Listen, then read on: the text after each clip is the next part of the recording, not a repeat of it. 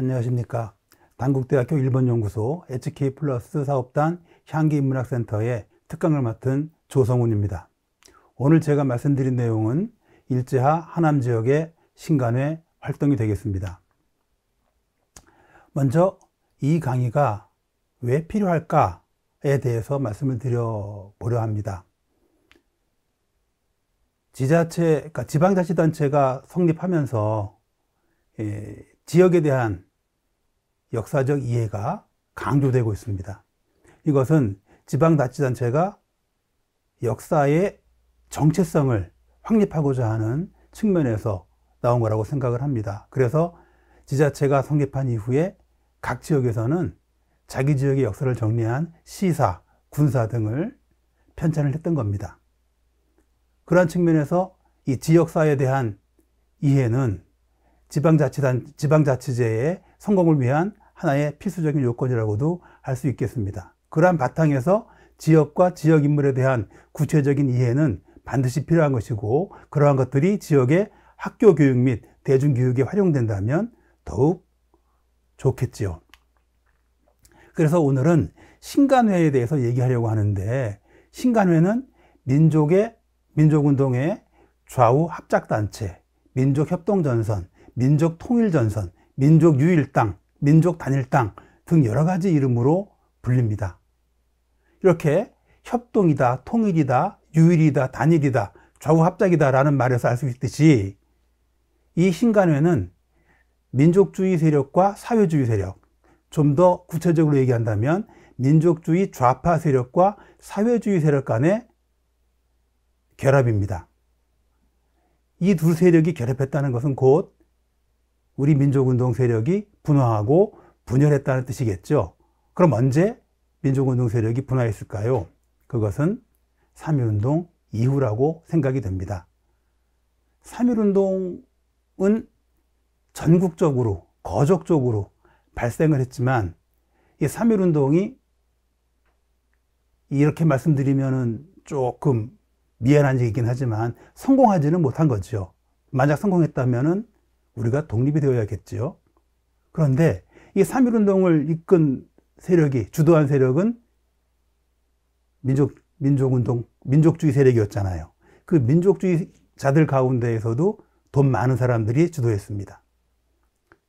특히 이 기독교, 천도교, 불교 등을 중심으로 했던 이유는 합법 공간이 없었기 때문에 교회라는, 절이라는 이 합법 공간 내에서 논의가 가능했다는 얘기죠. 그래서 이러한 민족 부르주아지 세력들의 지도하에 일어났지만 그것이 성공하지 못했어요.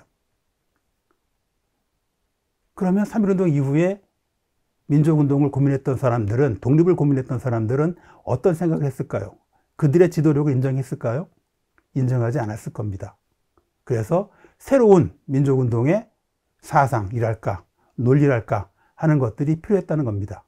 이때 수용되는 것이 사회주의죠. 그래서 사회주의는 급속도로 우리 사회 내에 전파가 됐어요. 하지만 이 사회주의를 수용한 주체 세력들은 아직 젊은 사람들이었기 때문에 이 민족운동을 주도할 만큼의 그 지도 역량이랄까, 능력이랄까 하는 것을 갖고 있지 못했습니다. 그래서 3.1운동 직후에도 여전히 민족주의 세력들에 의해서 민족운동이 주도됩니다. 그 대표적인 단체가 그 대한민국 임시정부고, 국내에서는 이 조선청년회 연합회가 되겠습니다. 이 조선청년회 연합회는 각지에 있는 청년회들의 연합단체입니다. 당시 동아일보의 그 보도를 보면 청년단체들이 전국 각지에서 우후죽순격으로 생긴다고 했습니다. 그렇게 많은 청년단체들이 자기들의 주장을, 통일되지 않은 주장을 내놓고 있었으니까 그것들을 단체를 조직해서 하나의 통일된 목소리로 내보내보자 라고 생각해서 만든 것이 그 조선청년회 연합회입니다. 그런데 이 조선청년회 연합회는 어떠한 논리로 운영이 되었는가 하면 실력 양성 운동입니다. 실력 양성 운동이란 애국개몽 운동 시기와 마찬가지로 정치적으로나 경제적으로나 사회적으로나 우리 민족의 실력을 양성해서 독립할 수 있는 능력과 기회를 만들어 보자는 겁니다. 그런데 그 독립의 시기를 누가 결정하느냐 하는 문제가 생길 수 있으니까 사회주의자들이 그 부분에 대해서 비판을 합니다. 그리고 민족주의 내부에서도 여기에 반발하는 사람들이 생기죠. 그래서 민족주의 내에서 우파와 좌파가 생기는, 분열을 하고 사회주의가 또 등장함으로써 민족운동 세력이 분열합니다. 그런데 여기서 제가 분열이라는 표현을 쓰긴 했지만 이것은 곧 발전입니다. 그만큼 민족운동의 노선이, 방법이 다양해졌다는 것을 의미하는 것이기 때문입니다. 어쨌든 그러한 민족운동 세력이 독립을 위한 하나의 단체를 만들어야 하는 시기가 도래했습니다. 그것은 민족주의 내부의 분화와 사회주의의 등장에 따른 여러 단체들의 난립 현상 때문이었습니다. 그래서 이 1927년 민족협동전선으로서의 신간회가 조직이 되는 겁니다. 이 신간회는 1군 1지회의 조직을 원칙으로 해서 만들어진 조직입니다. 원칙이라고 했기 때문에 그 원칙에서 약간의 예외가 있을 수는 있겠죠. 그 대표적인 게 서울이고, 서울은 뭐 경동지회, 경서지회 등 몇 개의 지회가 있습니다. 그리고 광주도 2개의 지회가 조직이 됩니다. 광주지회와 광흥지회라는 게 조직이 되죠. 그래서 광주 지역에서도 2개의 지회가 조직이 됩니다. 그리고 이 지회 조직의 주체는 지역을 중심으로 활동하던 단체의 연합회나 청년 단체들입니다. 그런데 제가 지금 광주라고 말씀드렸잖아요. 광주라고 말씀드린 이유가 뭘까요? 하남이 그 당시에는 광주군에 속해 있었기 때문입니다. 그래서 광주는, 당시의 광주군은 지금의 광주시, 그리고 성남시, 그리고 하남시, 이렇게 분화가 되었고, 일부 지역은 서울에도 포함이 되었죠. 그래서 여러 개의 시군으로 지금 나뉘어져 있습니다.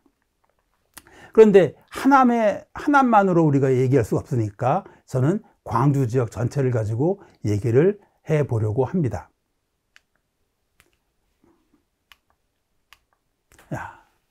그럼 신간의 광주지회는 어떠한 배경하에서 조직되었을까요? 지금 제가 조선일보 1921년 8월 31일자 기사를 띄웠습니다. 잘 안 보이시겠지만 이것은 광주 공립보통학교 학생 황추호를 일본인 그 목수가 구타한 사건입니다. 오케이 요이치라는 일본 그 목수가, 그 오케구치 요이치군요. 이 일본 목수가 그 학생을 때려서 학생이 매우 심하게 다쳤어요. 기와장과 망치로 구타를 했답니다. 그리고 학생은 기절을 했고 전신의 유혈이 낭재해져서 오케구치는 그 경찰서로 잡혀갔는데 바로 그날 저녁에 석방이 돼요. 여기에 광주 공보 학생들이 분개해서 그 학부모까지 연대해서 동맹 휴교를 합니다. 그리고 1922년에는 동척 소작인 연명서 작성 사건, 구체적인 내용은 알 수가 없지만 바로 밑에 소작인 조병주가 미수한 사건이 같은 해 1922년에 발생을 했습니다. 이 소작인 조병주가 자살을 기도한 이유는 1920년에 수해가 들었나 봐요. 그때 조병주가 그 동척과 동양척시 주식회사와 토지를 개간하면 2개년간은 그 소장료를 받지 않고 경작할 수 있다는 내용으로 계약을 했던 모양입니다. 그런데 2년 차인 1922년에 50%의 소장료와 비료 대금을 납부하라는 동척의 통보와 독촉을 받습니다. 이에 소작인 조병주가 자살을 기도하는 사건이 일어났어요. 아마 이 사건과 같은 비슷한 내용 때문에 동쪽 소작인들이 연명서를 작성한 것이 아닌가라는 추측이 가능합니다. 그리고 1926년에는 조선인 양주업자들의 면허를 취소하고 일본인 양주 조합만을 인정하는 사건이 일어나서 조선 사람들의 경제적 이해에 크게 어긋나는 일들을 광주군에서 했습니다. 그리고 농가가 몰락하면서 남종면 분원리에 있는 70여 호의 400~500명의 사람들이 만주로 집단 이민을 떠납니다. 이것은 광주 지역의 민족차별이 행해졌다는 것을 보여주는 사건이기도 합니다. 이러한 배경 하에서 우리 민족운동 세력의 역량이 성장하고 강화되는 과정을 광주 지역을 중심으로 살펴보겠습니다. 이 보이는 사진은 민족대표 33인 중에 한 분인 이종훈 선생님이십니다. 이종훈 선생은 천도교를 대표했던 인물입니다. 1883년에 수원 지역에 동학이 전파되고 광주는 이 수원 지역의 영향을 받아가지고 동학을 수용을 하게 됩니다. 이 이종훈 선생이 1893년 1월 달에 동학에 입교를 합니다. 그리고 93년 보은 장례리 집회 때 이 광주접과 송파접이 참여하는데 당시 송파 지역이 광주군에 속해 있었으니까 광주에서는 2개의 접이 보은 장례리 집회에 참여를 하는 셈입니다. 그리고 1894년 동학문민운동 당시에 광주포는 동학문민군 좌익에 포함되어서 손병희의 지도를 받습니다. 그리고 일본군이 남대희, 구연태, 심상현 등의 의병을 동학농민군으로 오해한 것도 광주 지역 동학교세가 확산되고 있음을 방증하는 것으로 우리가 생각을 할 수가 있겠습니다. 두 번째로는 근대교육이 광주에서 성장을 하죠. 이 보이는 사진은 교육입국조서입니다. 교육입국조서는 고종이 1895년에 근대교육의 실시를 표방하면서 발표한 겁니다. 그래서 이 고종의 교육입국조서 반포 이후에 각지에서는 소학교가, 그러니까 사립학교들이 많이 성립을 하죠. 물론 정부도 관립소학교를 설립하기 해서 각지에 관립소학교도 설립을 해서 지방에 근대교육을 실시하고 확대하는 데 꽤 큰 역할을 했습니다. 특히 고종은 이 지방관의 업무 평가를 할 때 이 학교를 근대교육을 얼마만큼 전파했느냐를 승진 점수에 포함시켰다고도 합니다. 그래서 광주에서도 사립학교들이 생겨서 근대교육을 실시를 했죠. 광주사립 시흥소학교. 이 이윤종이라는 사람을 한번 생각해 볼 필요가 있습니다. 학교 이름이 뭔지 모르지만 이윤종이 자기 집에 소학교를 설립했다는 기사가 있습니다. 그리고 수서국립보통학교 역시 이윤종이 깊숙이 관여를 했죠. 그리고 광흥사립학교 오태영 광주 부윤이 설립한 겁니다. 그리고 광주사립 한산학교 1906년에 발기를 해서 교장이 오태영이었습니다. 그 외에도 광명학교, 명륜학교 등이 있습니다. 이들 사립학교는 1907년에 연합운동회를 개최해서 광주 근대교육의 위세를 과시하기도 합니다. 근데 이윤종이란 분도 정삼품 관리였고 오태영은 광주 부윤이잖아요. 특히 오태영이 이렇게 사립학교 설립에 많이 나선 이유 중에 하나는 아까 말씀드렸듯이 지방관의 인사고과의 점수를 반영했기 때문입니다. 그리고 광주에는 기호흥학회 광주지회가 조직되어 있었습니다. 회장이 이윤종이죠. 이렇게 이윤종, 안엽, 석경환 등등이 이 주요 인물들입니다. 이 기호흥학회 광주지회는 1908년 1월 달에 조직이 되었는데, 그 표를 보시면 이윤종이 소학교를 설립했다, 수서 공립 보통학교 설립을 청원했다, 그리고 수서학교에 자신이 직접 교감으로 재직했다는 걸로 봐서 이윤종은 이 지역, 광주 지역의 근대 교육에 상당한 기여를 한 인물이기도 하지만, 제가 이윤종을 따로 찾아보니까 그 일제하에서는 그렇게 뭐 바람직한 활동을 한 것 같지는 않습니다. 그리고 강원달, 광흥학교 교사죠. 이 강원달이 광흥학교 교사인데, 조금 뒤에 보겠지만 신간의 광주지회를 주도한 인물 중에 하나가 석혜환이라는 인물인데, 이 석혜환이 바로 광흥학교 출신이고 여기 강원달에게서 배웠다는 겁니다. 그리고 안교행, 1901년에 학교를 설립했다. 그리고 사립학교 교사도 했다. 그 외에 안태원, 남대희는 한산학교를 발기했죠. 이 남대희가 앞에서 얘기했던 의병장이었던 것 같습니다. 그 사람이 이렇게 근대 교육으로 방향, 노선을 전환했다 하는 사실도 우리가 확인해 볼 수 있을 것 같습니다. 그리고 박재선이라는 분도 사립학교를 설립했다고 합니다.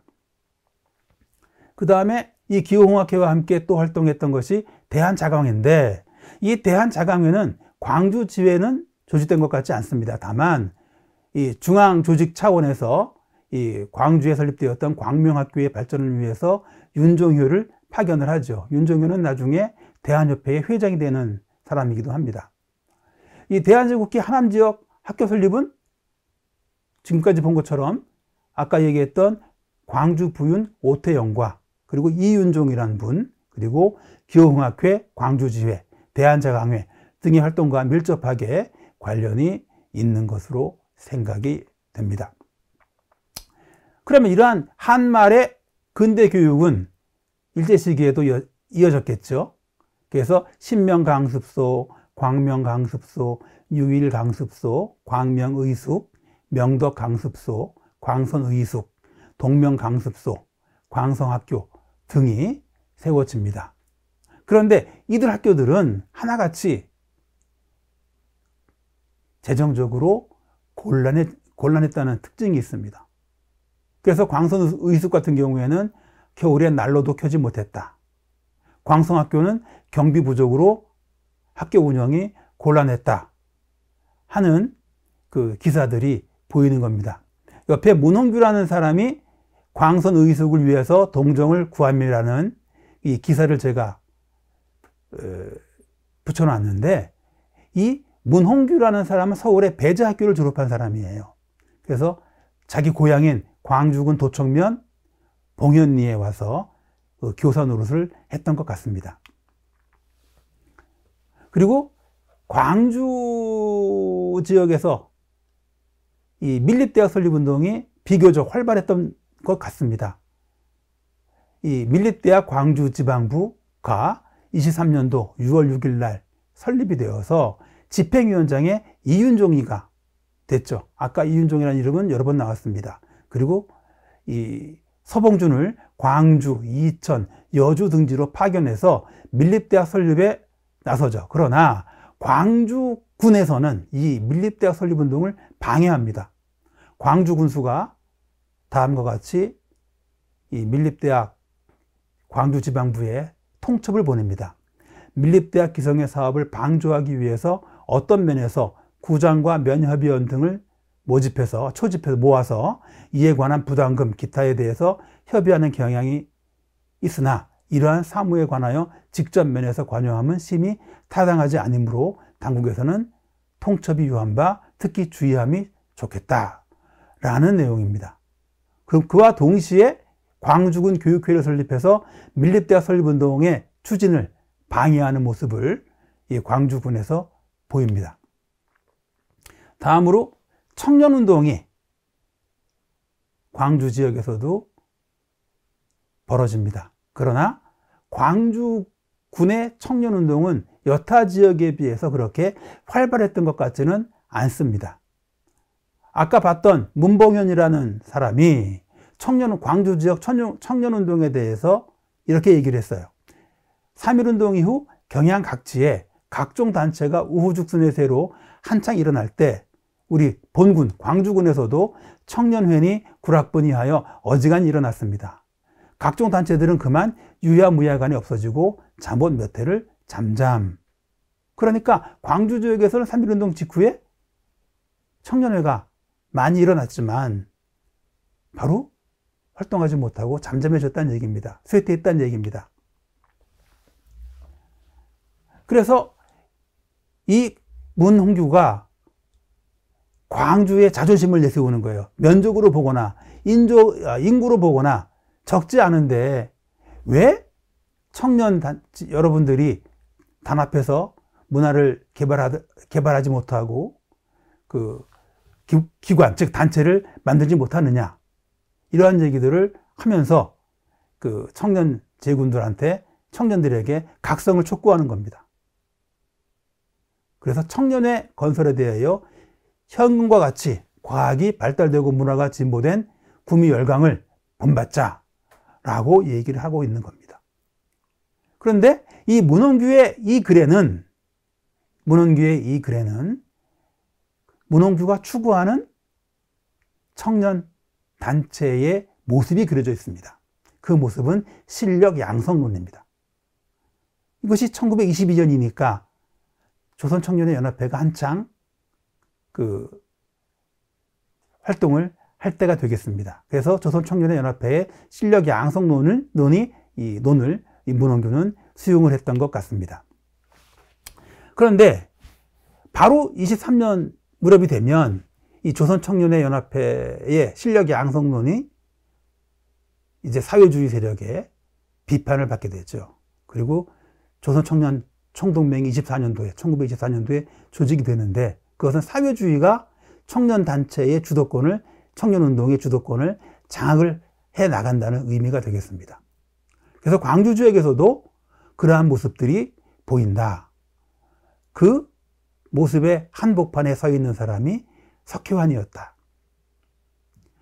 이 석회환은 남한산성에서 태어나고 자랐어요. 이 석회환이라는 사람은 그래서 이 남한산성 산성리, 중부면 산성리 출신이고 아버지는 지주였던 것 같습니다. 근데 당대가 되면, 아버지가 돌아가시고 나면 석회환은 그 하는 사업마다 실패를 해서 겨우 자작농 정도의 수준으로 떨어지는 것 같습니다. 어릴 때 이 양반은 그 서당에서 한문을 배웠다고 합니다. 그런데 을사늑약이 1905년에 을사늑약이 체결된 사실에 대해서 이때 크게 분개를 했다고 합니다. 하지만 자기가 어떠한 활동을 하지는 않았던 것 같아요. 그래서 그래인지 모르지만 1906년에 광흥학교에 입학을 했고, 나라를 빼앗긴 다음에는 군산에 내려가서 순사시험을 봐가지고 합격을 해요. 그런데 얼마 지나지 않아서 바로 사직을 합니다. 그리고 3.1운동 이후에 서울 연동에 서광사라는 절이 있었던 모양입니다. 이 서광사의 불교연구소에서 공부를 하는데, 이 서광사라는 절은 누구와 관련이 있냐면 한용운과 관련이 있는 절입니다. 바로 여기에서 한용운이 젊은 승려들과 함께 이러저러한 공부를 하면서 민족운동에 대한 민족의식을 고취했던 곳이었던 모양입니다. 그래서 여기에서 불교를 통한 무엇인가를 이루어 보고자 했던 것 같습니다. 그러다가 1920년에 고향인 광주로 돌아와서 장경사에서 1년간 생활을 한다고 합니다. 머리를 깎고 스님이 되었던 건지는 잘 모르겠지만 1년 동안 생활한 이후에 나와서 1924년에 광주노농 식산장려회라는 것을 조직을 하죠. 이 식산장려회는 표면상으로는 산업장려를 주장했지만 석회환은 무산대중의 단결심을 양성해서 자본가에 대항하려고 했다는 겁니다. 그런 걸로 봐가지고 이 노농식산장려회는 석회환이 사회주의적으로 이끌어 가려고 했던 조직이 아닌가라는 생각을 하게 되는 거죠. 그러면 석회환이 어떻게 사회주의를 수용했느냐? 이 부분에 대해서는 자료가 없어서 확인할 수가 없었습니다. 다만 아까 말씀드렸듯이 3.1운동 이후에 사회주의가 수용되는 과정에서 석회환이 서울에서 생활을 했잖아요. 그래서 서울에서 아마도 그러한 영향을 받지 않았을까라는 생각을 해볼 수는 있습니다. 그리고 1927년 4월에 하남 지역에서는 광주중앙청년회,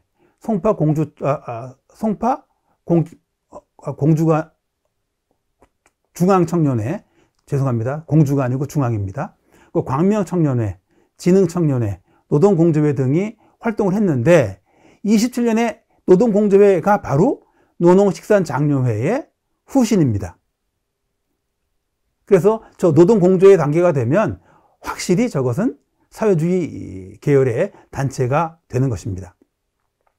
그리고 조선일보와 동아일보 지국, 조선농민사 지부 등이 이 광주 지역에 설치되어서 활동을 했습니다.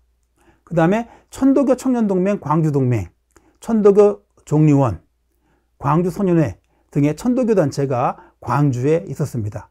이 광주 지역의 천도교 단체들은 천도교 구파, 그러니까 이 민족주의 좌파에 해당하는 세력입니다. 처음에 말씀드렸듯이 민족주의 좌파와 사회주의 세력이 신간회를 함께 만들잖아요. 그러니까 광주 지역의 신간회 광주지회의 한 주체가 이 천도교 구파가 되는 것이 되겠습니다. 처음에 얘기했듯이 이 광주 지역의 청년단체들은 처음에는 실력 양성론에 입각해서 활동을 했습니다.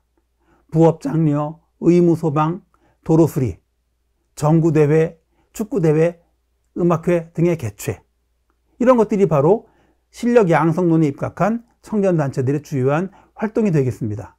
그러다가 노농식산장려회가 남한노동공제회가 되고 광주공산당 협의회로 계승이 되는데, 이러한 사회주의 청년단체가 노농식산장려회가 조직이 되는 1924년도에 광주에 처음으로 등장한 것 같습니다. 그리고 1926년 12월에 정우회 선언이 발표가 되죠. 이 정우회 선언은 지금까지의 청년운동의 개량주의 노선의 탈피를 시도한 것입니다. 바로 이때 광주중앙청년회에 임시총회가 있습니다. 여기에 그동안 보이지 않던 인물이 등장을 합니다. 회장으로 한순회가 등장한 겁니다. 한순회는 바로 광주 지역 천도교의 핵심 인물입니다. 지도자입니다. 나중에 천도교 경성 교구장까지, 경성 교구장이라고 얘기해야 되나요? 까지 하는 사람입니다. 그런데 저 한순회는 본래 지금으로 치면은 화성이고 옛날로 치면 수원이죠. 지금의 화성시, 옛날로 수원군 출신입니다. 양자로 성남 율리, 지금의 율동으로 양자로 입적이 돼서 가죠. 그래서 이후에 이 광주군에서 활동을 하고 그 지역의 천도교 핵심으로 활동을 합니다. 그리고 이 광주중앙청년회에서 노동여학의 시행을 건의하죠. 이전까지 없었던 일입니다. 그렇게 보면 이제 광주 지역의 청년단체의 방향 전환을 위한 시도가, 개량주의 탈피를 위한 시도가 시작되고 있는 것 같습니다. 이제 이렇게 되면 이 신간회가 조직될 수 있는 기본 역량들이 만들어진 거죠. 그래서 1927년 7월 10일 송파중앙청년회관에서 신간회 광주지회 임시사무소가 설치가 되고 준비위원회가 만들어진 겁니다. 그리고 8월 14일에 장경사에서 회동을 하죠. 장경사는 남한산 성대에 있었던 사찰입니다. 지금도 장경사가 있더라고요. 그래서 8월 24일 바로 이 남한노동공제회관에서 지회 조직이 결의가 됩니다. 설립준비위원으로 한순회, 석회환, 김동식 요 세 분만 얘기한다면 한순회는 천도교, 석회환은 사회주의, 김동식은 기독교 같습니다. 그래서 이렇게 천도교, 기독교, 사회주의 세력들이 모여서 그 신간의 광주지회 설립을 준비하는 것 같습니다. 그리고 바로 광주지회가 조직이 되죠. 회장이 한순회, 부회장의 석회환이 임명되고 총무관사의 유인목이 임명됩니다. 이 유인목은 나중에 신간의 광주지회의 집행위원장이 되었던 사람이기도 하지만 그 일제 말기에는 그 이러저러한 친일 단체라고 해야 할까 하는데 참여를 하기도 하더라고요. 그래서 이 한철기, 허범, 김상환, 한백호, 황추호, 변중희, 홍순석, 이종각, 김동식 뭐 이런 분들이 핵심으로 참여를 하는데 우리가 앞에서 봤던 황추호라는 인물이 눈에 띄죠. 이 황추호는 그 광주 공립보통학교 학생 구타 사건의 주인공이죠. 바로 이 황추호가 그 구타 당했던 인물입니다. 바로 이 황추호가 천도교 신자라는 거죠. 이 천도교 신자 황추호가 상무간사가 되는 겁니다. 그래서 황추호의 이름이 아까 제가 그 빨갛게 강조를 했던 거죠. 그런데 나중에 보면은 황추호 말고 황만호라는 이름이 또 나옵니다. 아마도 둘은 인척 아니면 형제일 가능성이 있습니다. 천도교 신자, 황만호 역시 천도교 신자입니다. 이렇게 보면 신간회 광주 지역의 조직 주체는 그 청년단체에서 역시 찾을 수 있다. 그래서 광명청년회, 송파중앙청년회, 광주중앙청년회, 그리고 송파청년회 등을 볼 수 있는데 이 중에 핵심되었던 것이 송파중앙청년회와 광주중앙청년회가 되겠습니다. 그래서 처음에 이 신간회를 얘기할 때 청년단체나 그 연합회의 주요한 활동가들이 조직을 했다라고 했는데 광주 지역에서도 그것과 마찬가지의 그 모습을 볼 수 있습니다. 그리고 이 조직 이후에 신간회가 어떻게 개편되었는가, 그 조직이 어떻게 개편되었는가를 보여주는 것이 이 표입니다. 설립준비위원을 보니까 한순회, 석회환, 김동식, 아까 천도교, 사회주의, 그 기독교라고 말씀드렸죠. 이때 유인범이, 여기 유인범이 있죠.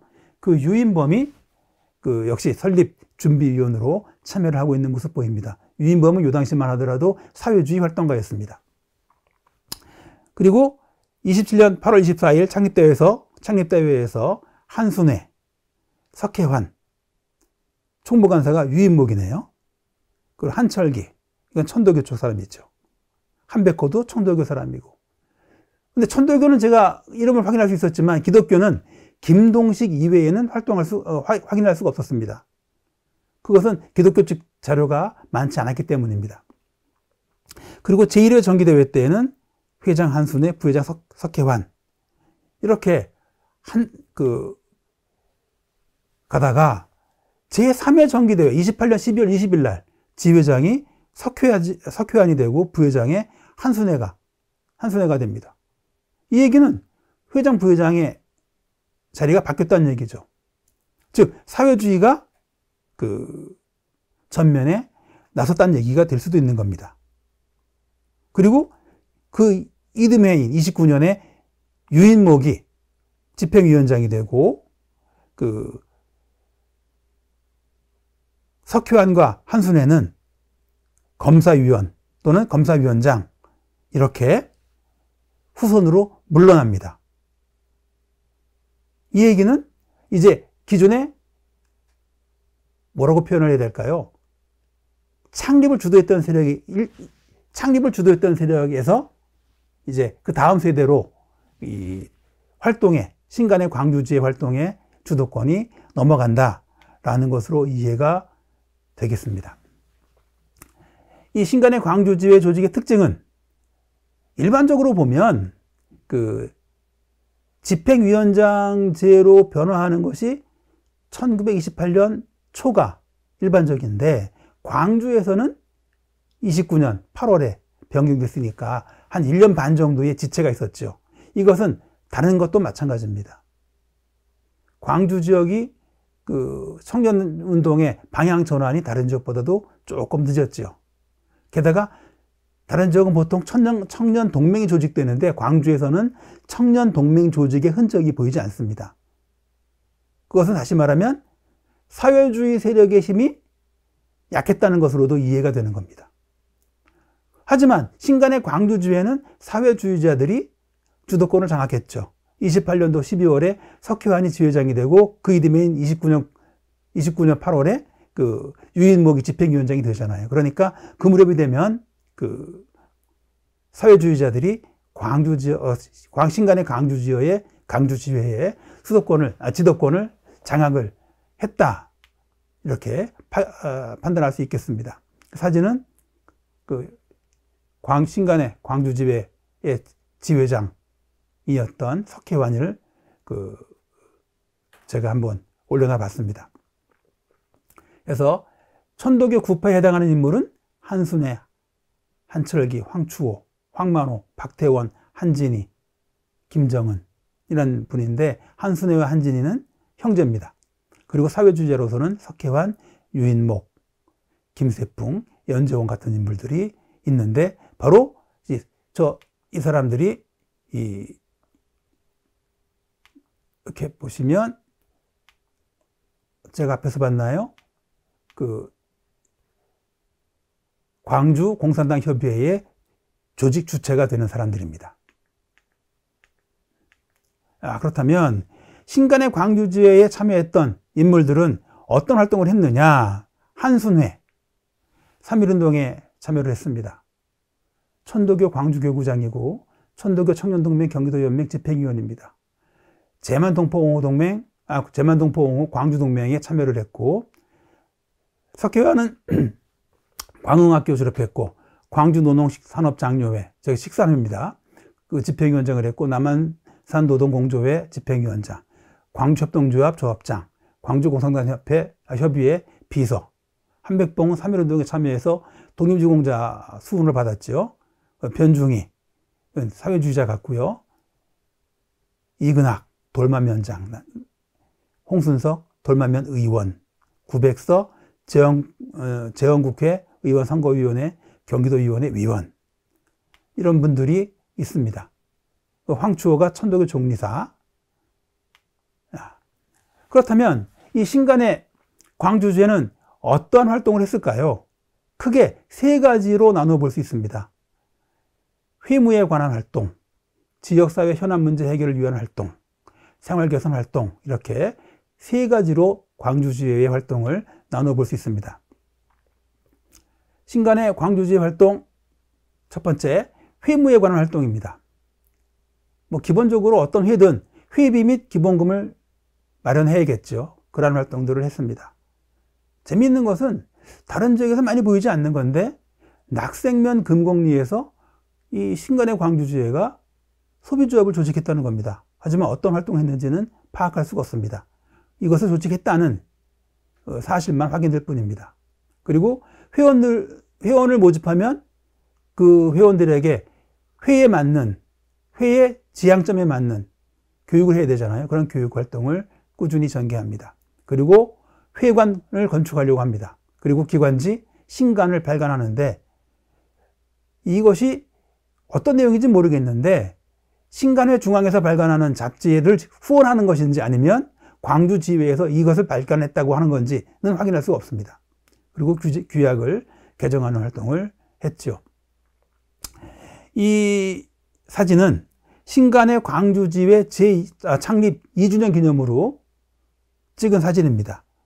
이 앞줄 오른쪽 세 번째 인물이 한순애죠. 그리고 앞줄 왼쪽 끝에 인물이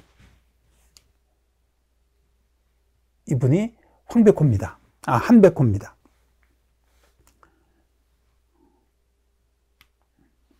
그리고 지역사회 현안 문제 해결을 위한 활동도 전개를 하죠. 이 제만동포 옹호동맹을 조직하는데 만주에서 그 중국 사람들이 당신 조선 사람이잖아요. 조선 사람들을 배척하는 운동이 있었어요. 그래서 국내에서도 이 중국 사람들에 대해서 뭐 이러저러한 그걸 뭐라고 얘기해야 되나? 이 배척하는 일들이 벌어졌거든요. 그런데 그렇게 하지 말고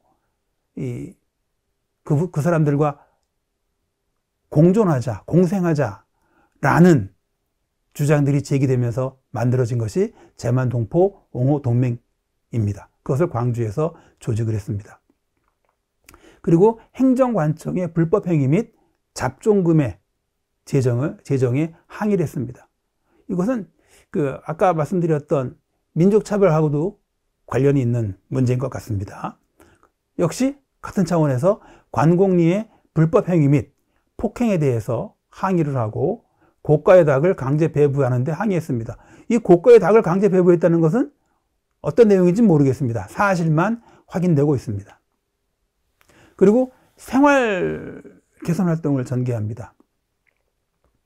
문맹퇴치. 이 문맹퇴치라는 것은 사실은 실력 양성 운동과도 관련이 있는 것이지만 이 민중에 대한 교육 활동을 얘기하는 것이죠. 어떤 내용을 교육하느냐 하는 것이 중요한 겁니다.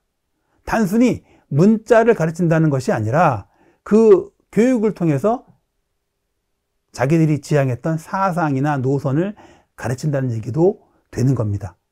그래서 분화로드 운동 같은 경우에는 실력 양성적인 측면이 강한 것이지만 이 사회주의자들의 야학 또는 문맹퇴치 활동은 그러한 활동을 통해서 사회주의적인 생각을 전파합니다. 대표적인 게 오산의 노동학원입니다. 오산 노동학원은 나중에 크게 문제가 되어가지고 사회주의 관련해가지고 크게 검거되는 일들이 벌어집니다. 거기서 오산 노동학원의 교재 학생들이 쓴 글을 보면 사회주의를 지향했다는 것을 명확히 알 수 있습니다. 그리고 소비조합을 설치했고 미신타파 활동을 합니다. 그런데 이 신간의 광주주의는 참 독특합니다. 아니, 신간의 광주주의가 독특한 것이 아니라 광주가 좀 독특한 것 같아요. 이 하남을 포함한 광주 지역은 3.1운동 이후에도 청년운동 등 사회운동이 그렇게 활발하지 못했다. 이런 사회적 배경 하에서도 신간회 광주지회가 조직이 된 것이 저는 눈에 들어옵니다. 즉 청년운동 등 3.1운동 이후 청년운동 등 사회운동이 부진한 상황 속에서도 신간회 광주지회가 조직되었으니까 그러한 지역에서 조직된 신간회 활동이 어떠한지를 볼 수 있는 대표적인 지역이 광주다라는 것이 이 신간회 광주지회 활동의 한 특징이 되는 것이고요. 그리고 천도교와 사회주의 세력의 민족협동전선이었다. 이건 뭐 여타 지역에서도 많이 보이는 겁니다. 수원에서는 아예 그게 대표적으로 보이죠. 수원에서는, 그러니까 지금은 화성인데 이 수원군에서는 이 천도교 교회가 있는 동네가 바로 신간회 반이 있는 동네입니다. 그래서 이 천도교 조직이 신간회와 밀접하게 관련을 맺고 있는 대표적인 지역이 수원입니다. 그런데 이 신간회 광주지회 역시 천도교와 아주 밀접하게 관련을 맺고 활동을 했습니다. 그리고 1군 1조직 원칙이 신간회 조직의 기본 원칙인데 여기에서 벗어나서 광흥지회, 이건 송파 지역을 중심으로 조직된 것 같아요. 이 광흥지회까지 조직이 되어서 2개의 지회가 조직이 되었다.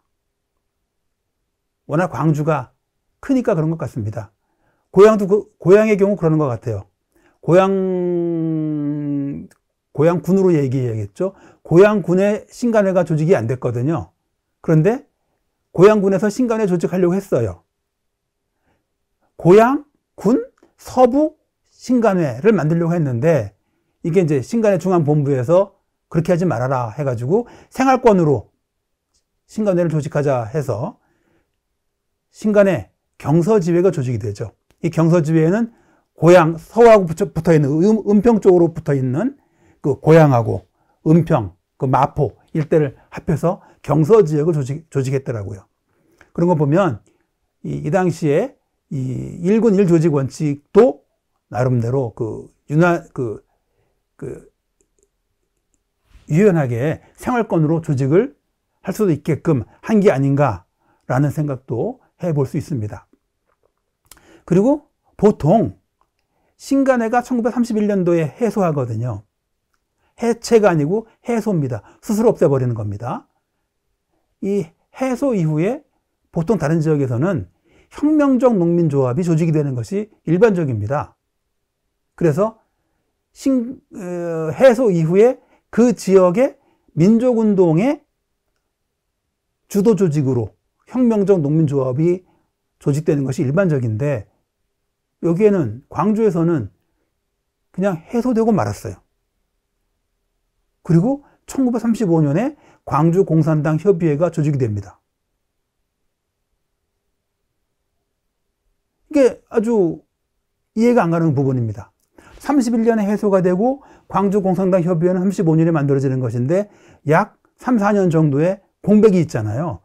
그 사이에 무언가 있었을 것이죠. 그것이 제 생각에는, 여기다 쓰진 않았지만 제 생각에는 석회환이 조직되었던 광주 협동조합이 아닐까라는 생각을 합니다. 그래서 광주 협동조합이 어떻게 활동했느냐 하는 것도 보아야 하는 것이 이 지역에 대한 이해를 조금 더 할 수 있는 그 힌트가 되지 않을까라고 생각을 합니다. 그리고 이 광주 공산당 협의회에 참여했던 사람이 1937년인가요? 38년에 당시 총독 암살 미수 사건이 일어납니다. 우각계 총독 암살 미수 사건이 일어나는데 그 사람은 이제 수원 사람이었어요. 이 수원의 그 사람하고 이 광주 공산당 협의회에 참여했던 사람이 한 직장에 근무를 해서 서로 소통하면서 암살 미수 사건을 일으킵니다. 그러고 보면은 수원, 광주 붙어 있잖아요. 그리고 그렇게 되다 보면 아마도 조직적으로 뭔가 연결되어 있지 않았을까라는 생각도 해봅니다. 그 두 사람이 함께 근무했던 곳은 마포에 있었던 양조회사입니다. 아주 재미있습니다. 그래서 신간의 광주지회의 활동을 통해서 보면 이러저러한 특징들을 이렇게 우리가 살펴볼 수 있다라는 생각입니다. 오늘 말씀 들어주셔서 감사합니다.